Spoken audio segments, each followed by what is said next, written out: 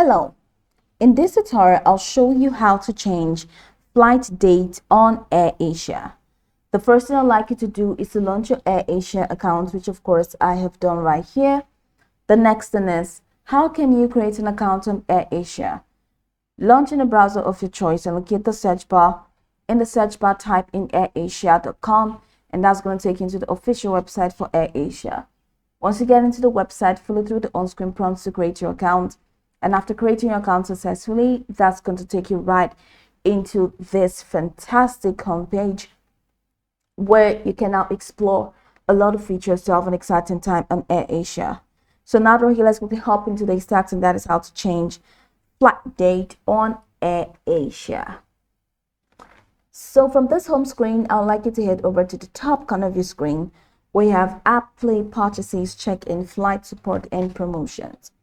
Go ahead and click on purchases, and that's going to take you right into the purchases window.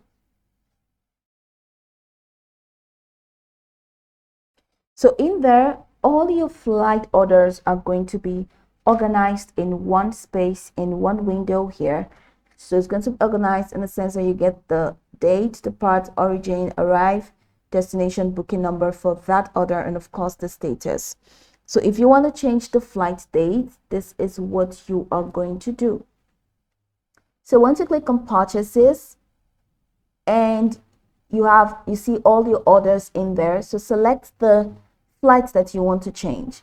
Once you select the flight that you want to change, just like it is done right here, on the status you're going to see check-in, change, cancel. So select change, and once you select change, it's going to pop up this calendar where you can now reschedule and make, of course, changes. So select your new date and click on confirm. So once you're done, select new flight.